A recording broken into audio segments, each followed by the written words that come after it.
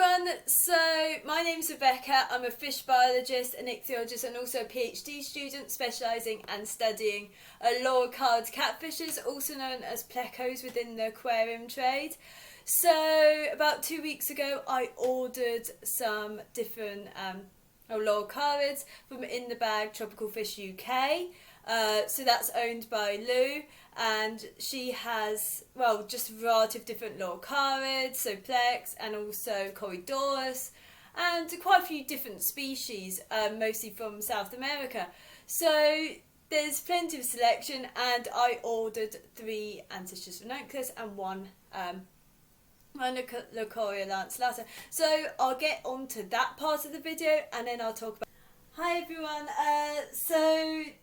my delivery of fish has just arrived, so I'll just unbox it. Oh. So these are really nasty scissors. I prefer to use the Stanley blades, but it's downstairs and I haven't bothered to get it. These I have some surgical scissors which might be better actually. So this is how I kind of deal with fish that have been in the box a long time or been imports, stuff like that. So it's kind of similar. These have been only around 24 hours. So I got these from In The Bag, so that's Lou. And so these are different plecos and stuff.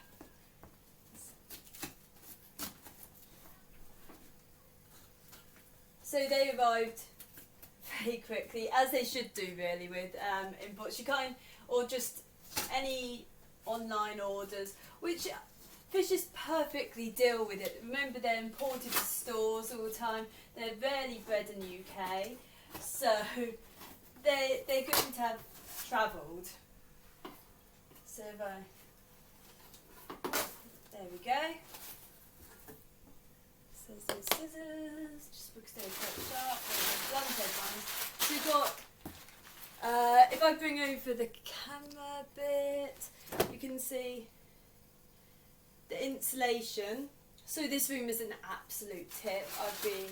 I work in here and I kind of don't tidy up. So this is just all of the insulation that is in the box. And if I bring the camera somewhat forwards, I guess, it will make it easier to see the fish. So just opening up this foil insulation. So to be honest, 24 hours isn't that long of a journey. So you can see all of this foil insulation.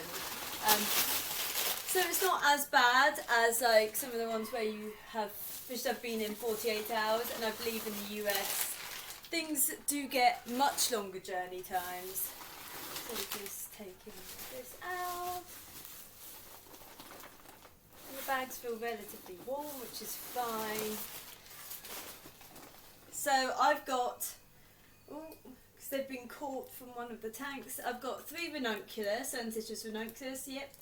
So this one is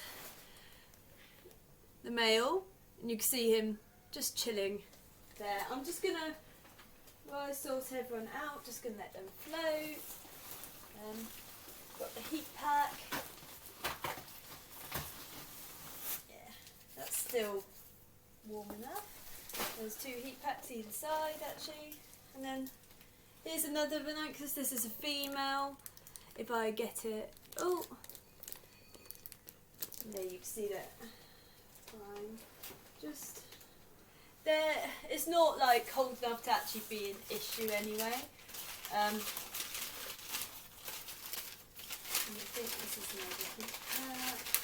So that's one, just another one heat pack. And then here's the third ranunculus. This is another female. It's not it's a bit difficult to see him, but since in the bag it kind of doesn't make, well, it's kind of understandable, you're never going to get the best angles anyway when they're in the bag. And this one is actually different. So this is, if you can, it's a little bit small. So this is LDA 101. Yeah, so it's LDA 10 the Loricariids. So this one's actually one of species I'm studying.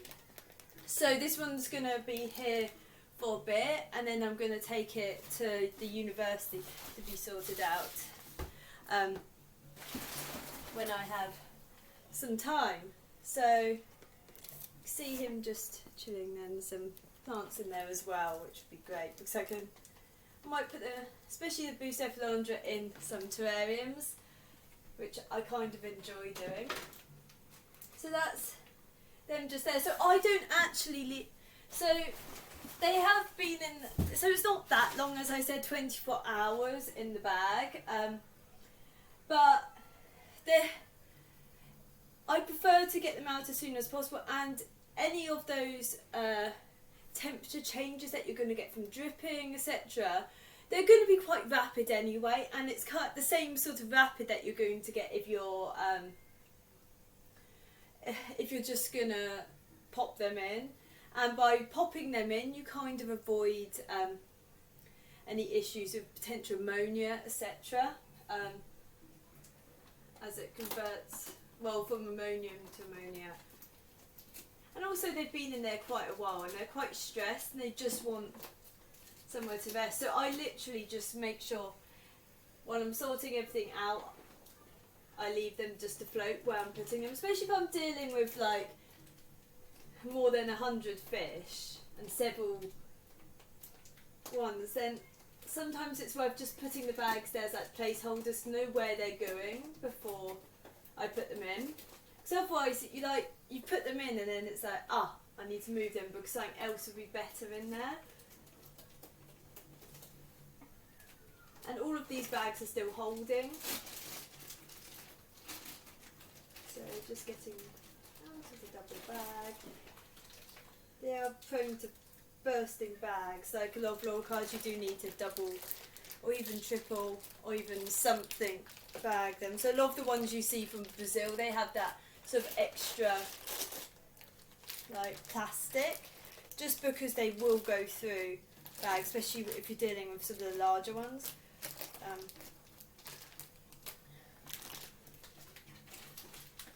So I like to reuse bags, and so I try and save them if possible. But if I can't, there's no hassle because I've got bags of like fish bags. These might be easy just to open. So.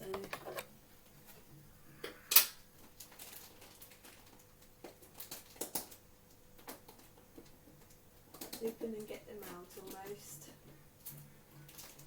Sometimes I like to take off the first few bags just so it kind of like the temperature does increase a little bit. But it's not like a massive shock. And I've moved house quite a few times and I'm kind of used to having fish that have been in the bag a while and not had the precautions that you can do in a store.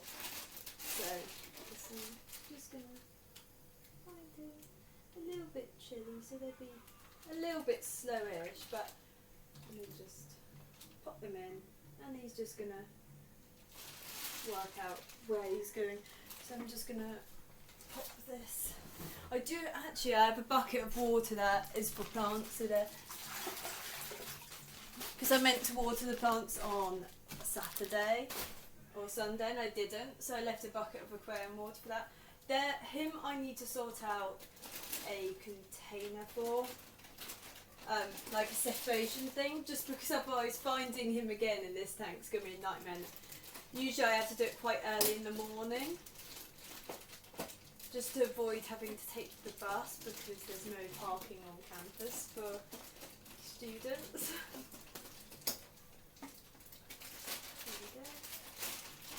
And then this is the next one. Neil's just watching me. He thinks he's getting fed, which he's not. He ate earlier today. So with holding, it's just a light sort of, you don't need to pinch or anything, just something, just be gentle with them.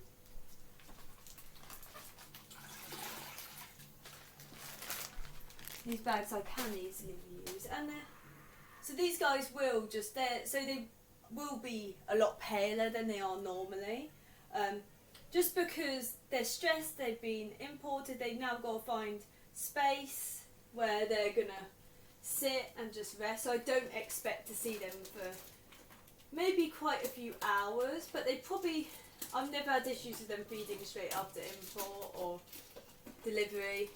I'm used to saying import because I haven't ordered fish online for a long time. I think the last ones would be here Aquatics, and that was in 2019. They had, I think, what did I order? I can't remember. Maybe it was more L35. No, I think it could have actually been the L359. It was quite a while ago. Oh, and then, yeah, there was the Tropco one. But I tend to prefer to go to stores sometimes.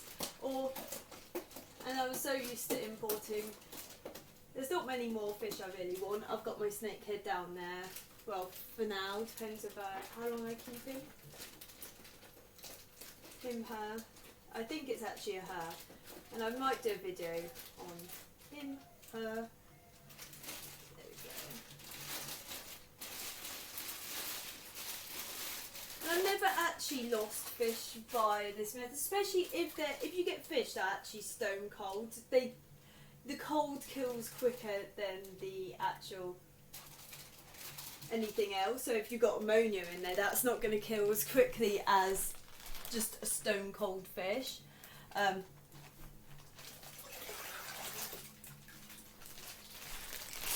where's my separation thing? Just because.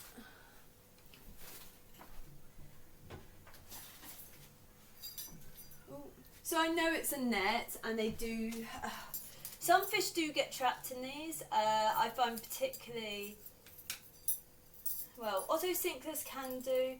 I've had a few do that, but I really need a more solid net. It's just easier to catch them again without stressing out everything, because I've had to catch fish before to take them, and it is a whole new stress experience for me and for them.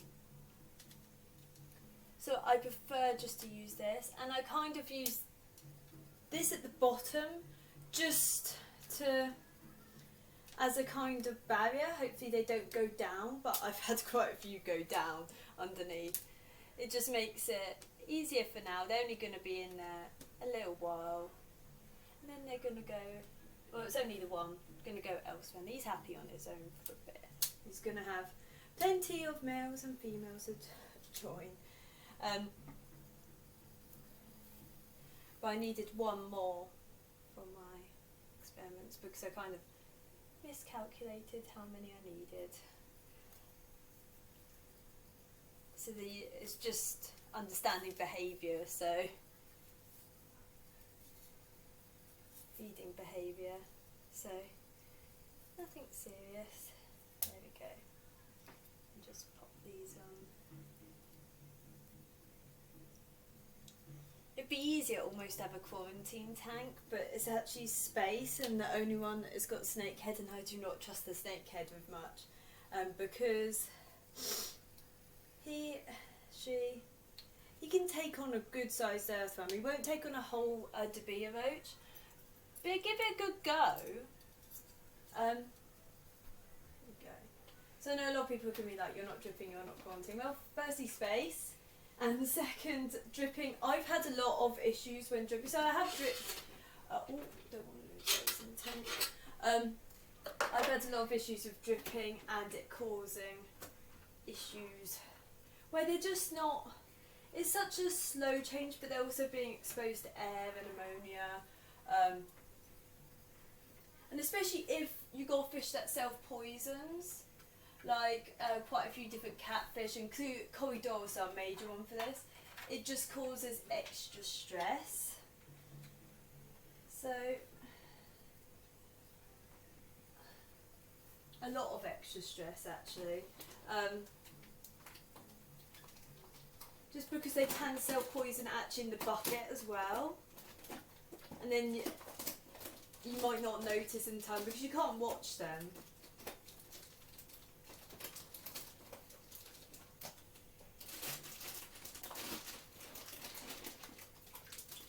This one might actually come straight out. I'm going to actually put the plants in the thing as well for a bit of cover for now, and then once he goes I'll put them in the terrarium. There you go. So he's just, probably see him a bit better. So this is a Loricariids, so sometimes called like whiptails and stuff. They're still related. Well, they're nested within what a lot of people call plecos, so I count them as plecos. These guys are possibly a little bit more carnivorous, but it's really difficult to say. Just because the literature is literally like, try us. Okay, so let's quickly grab you. These are just like little sticks. My favourite to pick up though are, has to be the twigs, Phylloella, even the Stereosoma, because they kind of just sit there. If you grab them, they're quite good. These guys have a little bit more spirit behind them. Ooh, ooh. There we go, there we go. There. All the plants can go in the view for now. Yeah, so we've got some So this is just, so I grow mine mostly in terrariums, and that's how I've got one of them to flower so far. It seems like one that will mature a bit quicker than the others anyway, because it's a lot larger.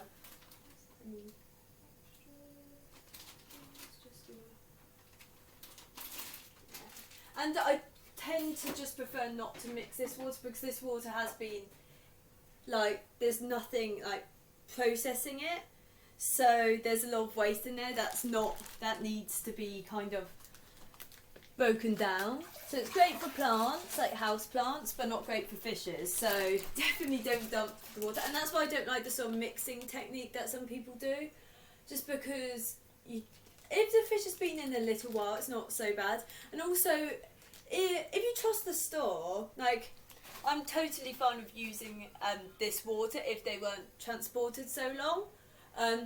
But with some stores, you just got, it's worth being cautious. Not that the fish carry everything anyway, so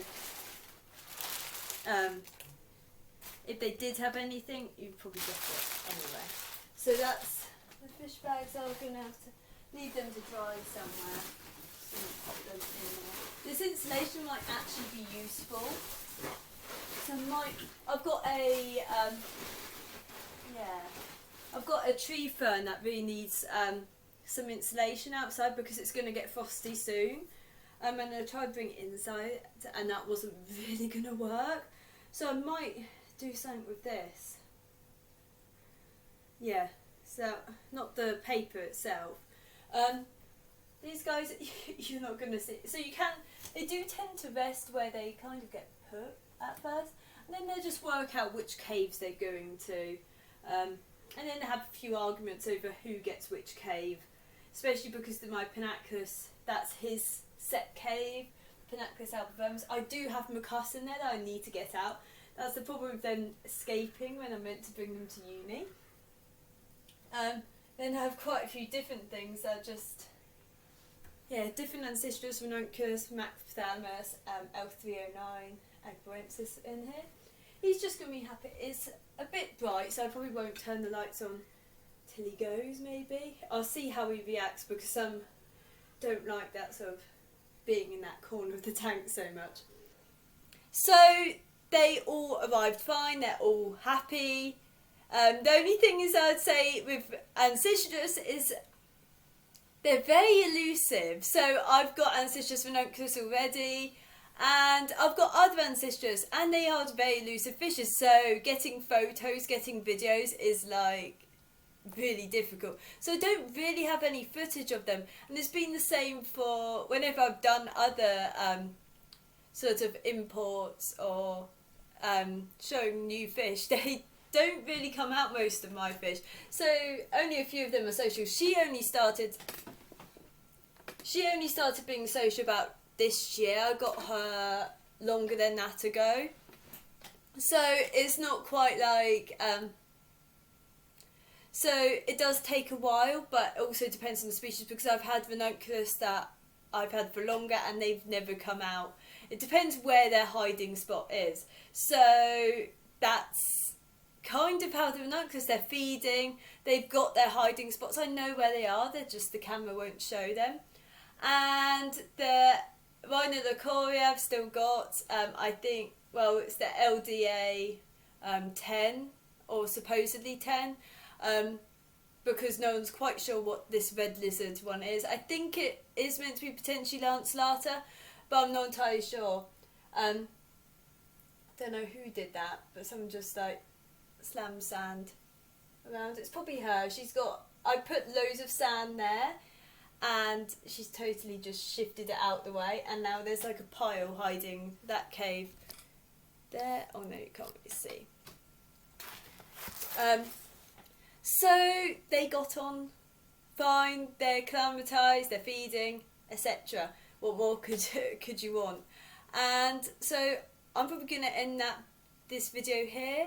If you like my videos, please comment, like, subscribe, and that's about it. If you have any ideas for content, I'm happy to do it. And thank you.